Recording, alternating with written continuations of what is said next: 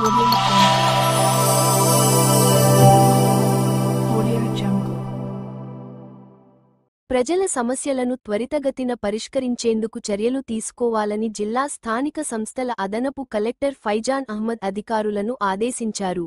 సోమవారం కలెక్టరేట్ సమావేశ మందిరంలో నిర్వహించిన ప్రజావాణిలో జిల్లాలోని వివిధ ప్రాంతాల నుండి వచ్చిన ప్రజల నుండి అదనపు కలెక్టర్ దరఖాస్తులను స్వీకరించారు.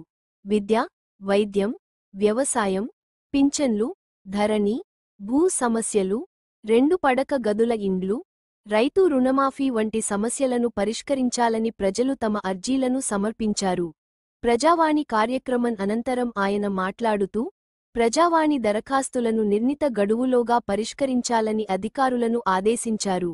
శాఖల వారీగా ఇప్పటివరకు పెండింగ్లో ఉన్న దరఖాస్తులు, సీఎం ప్రజావాణి దరఖాస్తులను క్షేత్రస్థాయిలో పర్యవేక్షించి పరిష్కరించేలా చర్యలు తీసుకోవాలని సూచించారు.